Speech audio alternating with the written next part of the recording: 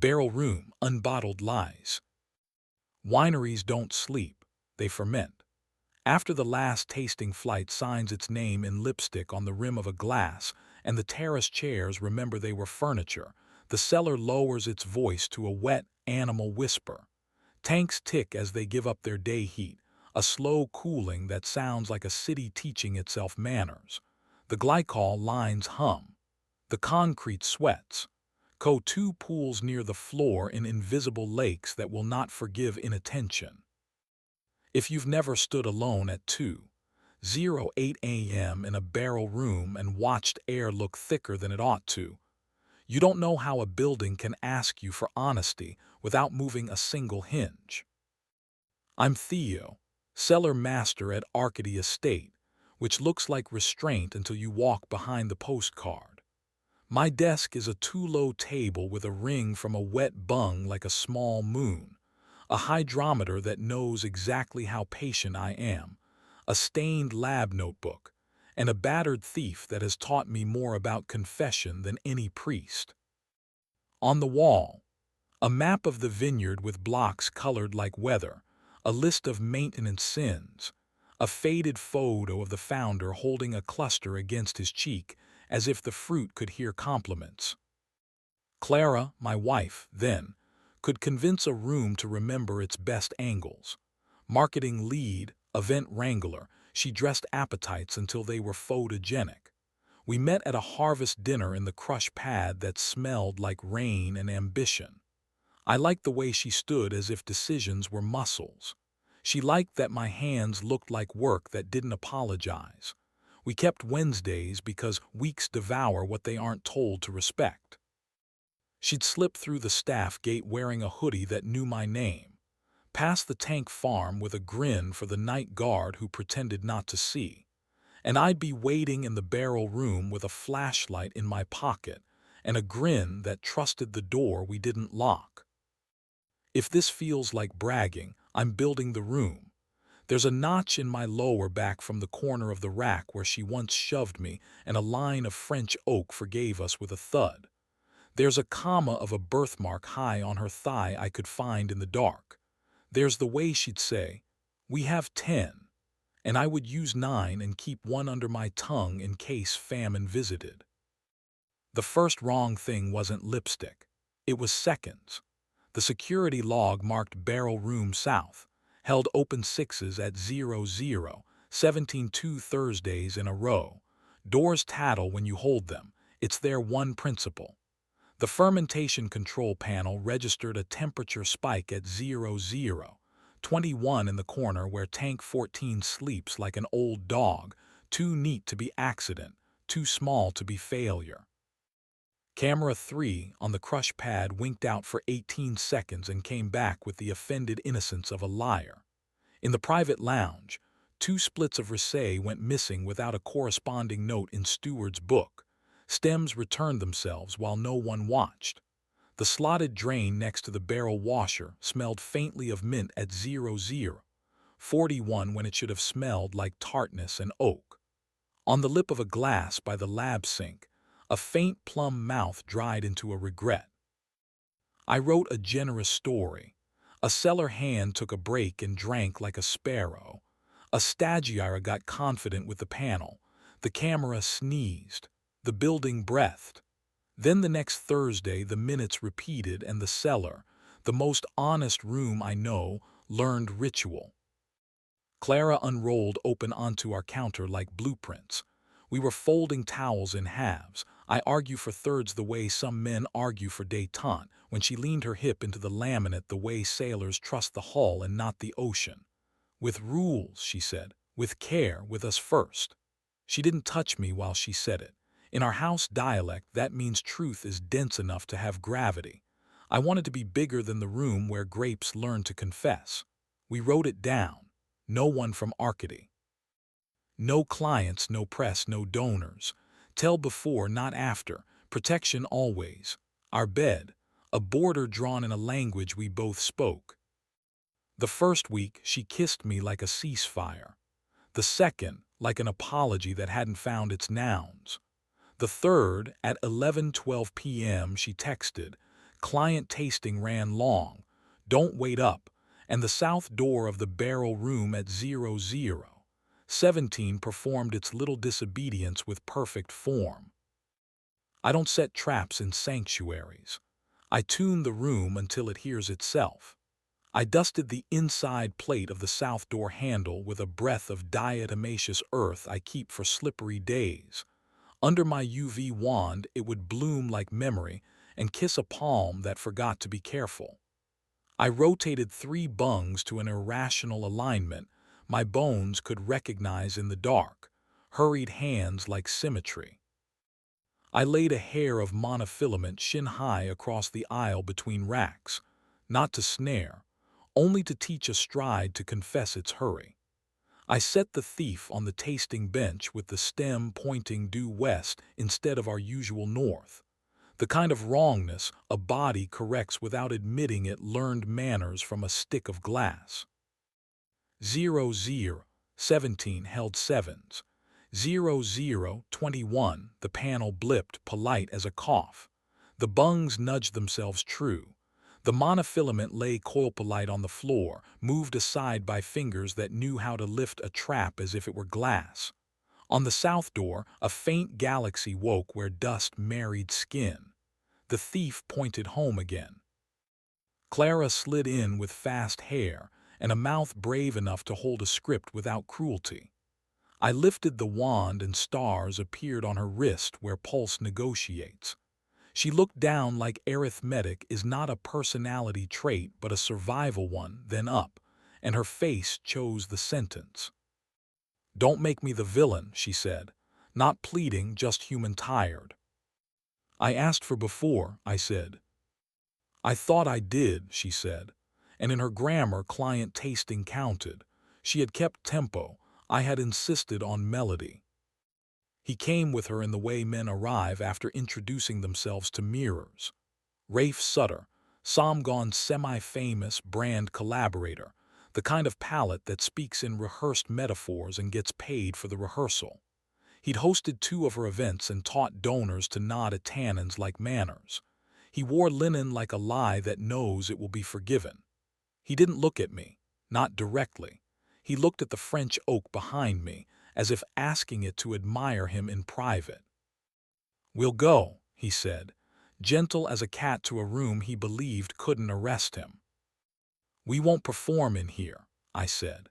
I held the door because the barrel room has hosted better men badly and worse men politely, and deserves ceremony when asked to bear witness. They walked into a night that smelled like wet cardboard and diesel from a far tractor, and the latch clicked back with the sound of punctuation. We separated with competence, the ruthless kindness of people who can carry breakables. Clara took the bar cart and the flutes and the blazer that taught any room to rearrange itself. I kept the chipped mug that steals heat and the habit of speaking softly to valves. Lawyers in rooms that smelled like printers and mint gum moved nouns from one page to another until both pages got tired. There are tragic ways to do this. We chose the other ones. Work picked me up by the collar and made of me something useful. A pump cavitated and I coaxed it back with patience and a curse. A line burst and the seller cried wholesale until we held a blue kiddie pool under the wound and laughed because crying on purpose is a mercy. The new crush intern learned what difference an extra minute makes between pressed and punished. I slept in the afternoons and woke knowing which tank would demand attention from the way the air leaned against my face.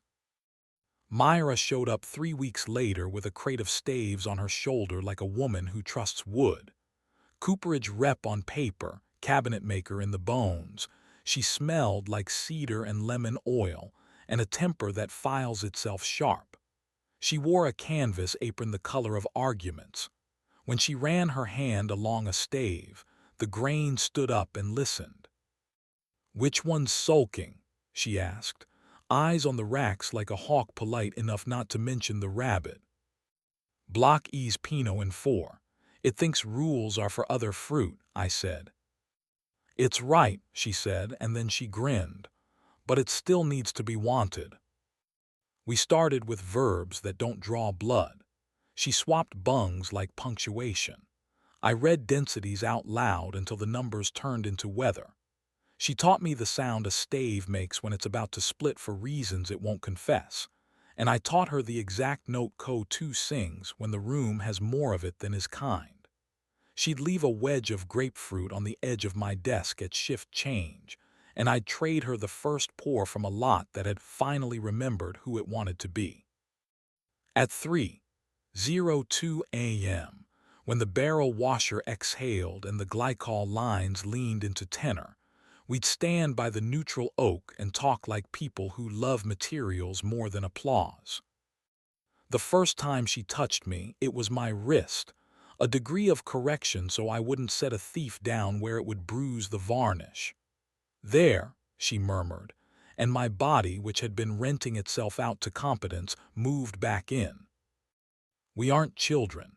Speed is what fear wears to look brave. The first time we kissed, we stood in the threshold to the crush pad with the press asleep behind us, and the night doing that long, soft thing it does to people who intend honesty. Her mouth tasted of grapefruit pith and the heat at the back of the tongue that should be reserved for courage and love. She kept her eyes open for a beat, not to check for cameras. The only camera was the moon, and it's old enough to mind its business, but to choose me twice. My hand learned the span of her waist where leverage lives. Her breath came to stand beside mine, and we applauded without moving. We made rules that sounded like respect, not fences. No hands near fruit that hasn't consented to being juice yet. No mouths in the lab when the microscope is out. Yes to the aisle between racks 12 and 14, where the air settles at the right kind of cool, and the green exit sign pretends to be benediction. Yes to the crush pad after we've hosed down everything sins left behind and the concrete smells honest. Yes to my office with the lamp off and the door on a latch, our knees knocking under a maintenance sheet, the pump gauge ticking like a metronome that knows when to shut up. We counted to 10 and used 9, because the last minute belongs to the building. The donors returned because donors believe rituals keep time in a jar. Fire and flesh, they called it. Someone in a room wanted to get away with the word sensual without paying interest. Clara came in a dress that taught reflections how to behave.